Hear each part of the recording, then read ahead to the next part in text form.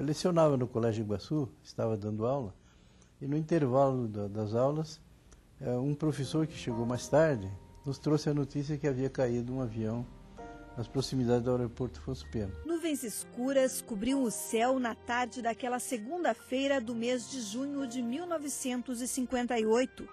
O avião Convair 440 da antiga empresa Cruzeiro decolou em Porto Alegre e cruzava os céus com destino ao Rio de Janeiro. Dentro, 28 passageiros, entre eles 4 políticos. O conhecido senador Nereu Ramos, que já havia assumido a presidência da República e o Ministério da Segurança, o governador de Santa Catarina, Jorge Lacerda, e os deputados Leoberto Leal e Lerner Rodrigues.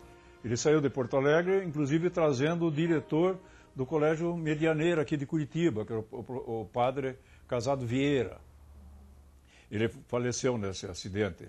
Ele vinha trazendo. Depois veio com escala em Florianópolis, onde em Florianópolis entrou Nereu Ramos, o Leoberto Leal, o Jorge Lacerda, que era o governador, e outros mais, que iam, alguns para São Paulo, e o Nereu Ramos que ia para o Rio de Janeiro, onde ele era senador, etc. Então ele ia para o Rio de Janeiro. Seu Leonardo estava em casa quando ouviu o chamado do vizinho. Eles chegaram, pegaram uma estradinha lá que tinha, né, que tinha estrada de roça, e foram pelo rumo assim, porque não tinha luz, não tinha nada, as casas tudo assim, aqueles lampiãozinhos antigos, só de querosene assim. Daí eu acho que pela janela eles viram lá, chegaram lá na casa do vizinho, pediram socorro, daí ele não quis atender porque estava com medo. Essa hora assim, tudo espantado, tudo molhado que estava. Daí ele chegou lá em casa e aí nós fomos lá. Homens sujos, desesperados, sobreviventes da queda de um avião. Chuva, rajada de vento, falha do piloto. Até hoje, 50 anos depois, não se sabe qual foi a causa do acidente. O último contato que ele teve é que ele disse que estava com dificuldades.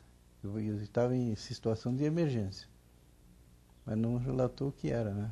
Hoje já há pessoas que já, como o laudo da aeronáutica não disse as causas do acidente, e o laudo do criminalística ou polícia técnica não deveria dizer, porque a finalidade era apenas de fazer o levantamento do local e não dar as conclusões, nenhum dos dois chega à conclusão. O avião perdeu altitude quando chegava próximo ao aeroporto Afonso Pena, em São José dos Pinhais. Ao bater nessas árvores e começar a cortar e quebrar a asa de um lado, o avião entrou de dorso, caiu de dorso e veio para o chão contra uma figueira que tinha sido recentemente cortada, um tronco de figueira bastante poderoso. E esse tronco de figueira que produziu as maiores lesões em todos os que não sobreviveram, os que morreram. Se ele tivesse 2 metros mais alto, 3, ele ia cair na rocha, que era pouca coisa de cepo, ele ia passar por cima. Muita coisa que eu escrevi sobre esse assunto eu consegui depois, né? Porque na hora eu não anotei nada, só observei. Mas eu entrevistei, inclusive, o seu Orestes, que foi essa pessoa que salvou as pessoas que estavam feridas. O seu Aldo eu não cheguei a conhecê-lo. Mas o seu Orestes relatou tudo o que aconteceu, mesmo antes do acidente, o que se passou no avião, né? Ele contou que o tempo estava ruim e que o avião não pôde descer na primeira vez, fez uma tentativa, não conseguiu, e naturalmente ele volta e faz uma nova órbita. Só que os passageiros não sabem o que está acontecendo na cabine. E muitos passageiros ficaram reclamando, né, que estava demorando para pousar, porque eles já haviam visto o aeroporto, passaram por cima do aeroporto, mas o avião não desceu. Então muita gente ficou irritada, porque, né, e o comandante, nessa segunda vez, ele tentou descer e entrou muito baixo, não se sabe porquê, mas ele relatou antes, ele avisou a torre que estava com dificuldades. Eu entrevistei também o controlador da torre, o sargento Dinei Andrusco, que contou exatamente tudo o que aconteceu naquela noite.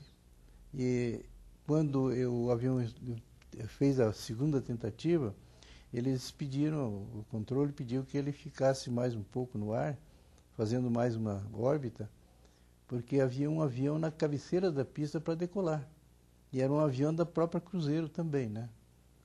E justamente nessa órbita que ele fez, ele entrou direto na floresta, não se sabe se foi algum defeito de aparelho, o que foi, mas ele entrou muito baixo.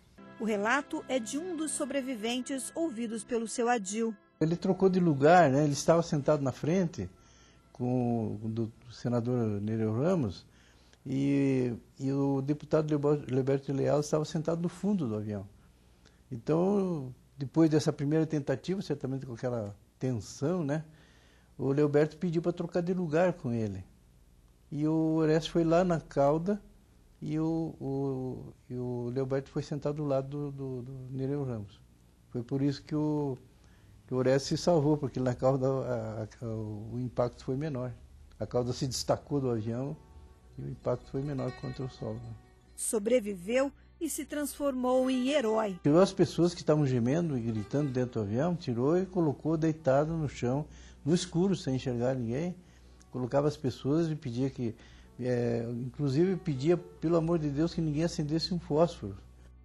Foi esse mesmo personagem quem bateu na porta do seu Leonardo. O seu Orestes fez o seguinte, ele viu as luzes do aeroporto e andando pelo mato ele via a parte clara da iluminação do aeroporto, então ele sabia onde ficava o aeroporto.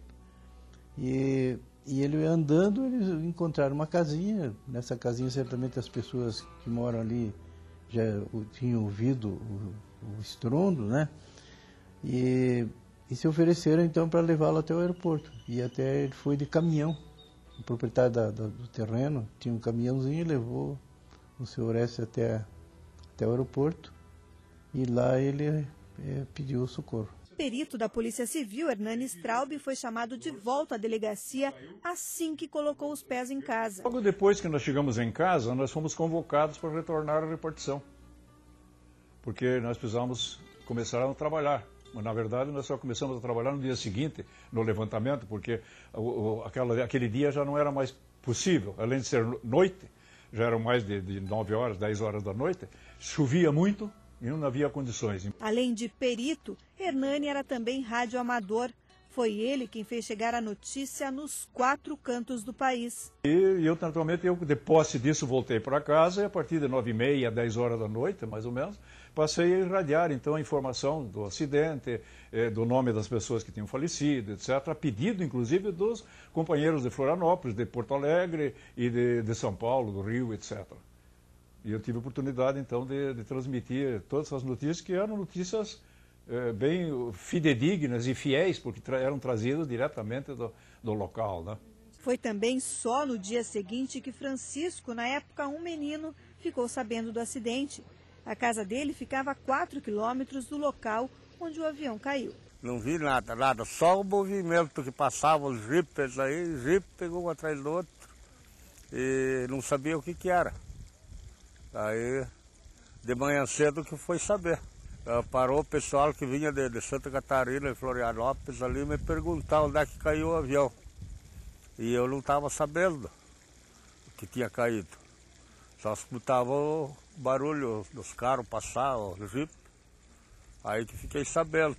Enquanto Francisco dormia, alheio a tudo o que acontecia pertinho da casa dele, seu Leonardo ajudava no socorro às vítimas. Eu vi lá que estavam só pedindo, por favor, que não riscasse fósforo, né?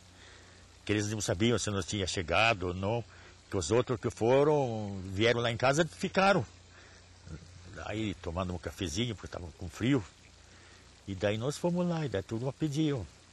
Outros socorro, nos acudia, levava lá, no rancho lá. Dentro do avião tínhamos uma porção lá, até que a turma vieram depois para tirar, porque estavam presos no destroço lá, nas latas. A gente foi lá, dava até medo de ver tudo isso.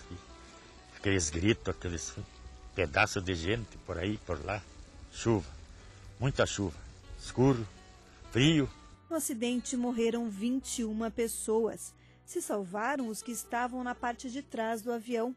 Entre os 7 sobreviventes, o deputado Lerner Rodrigues. Nós estávamos no fundo do avião, lá nos últimos bancos. E como ele teve um movimento de dorso e caiu de dorso, o leme de direção serviu de anteparo, vamos dizer assim, não é bem de anteparo, serviu protegeu, enfim, aqueles que estavam presos pelo cinto de segurança de cabeça para baixo. Não aconteceu nada com eles, conseguiram tirar o cinto e depois vieram para o aeroporto, vieram para procurar socorro. Uma cena dantesca.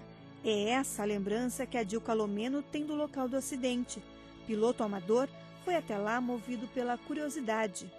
E chamou a atenção a monstruosidade da catástrofe, né? Uma coisa muito séria.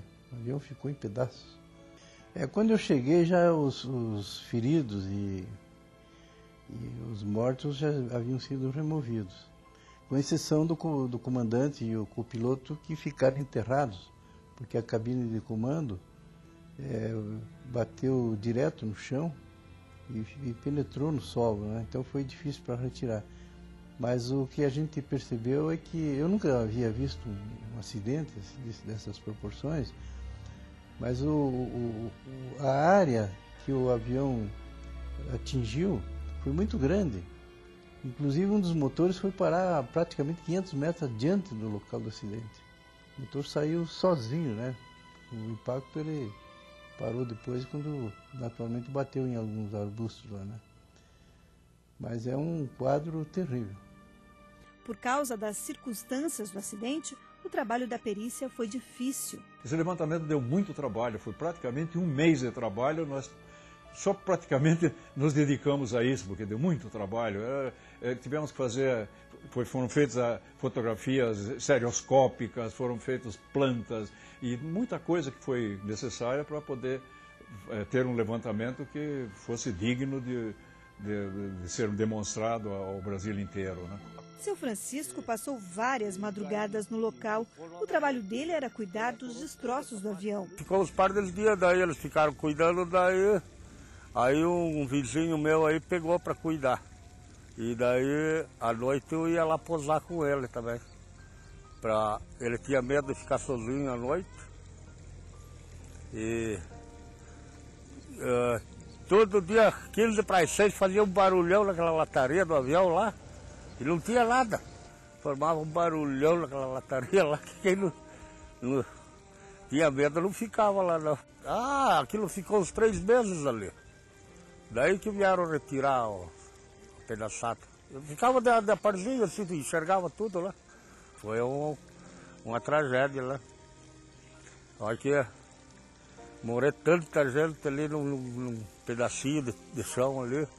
Tudo numa pancada só. É triste, né?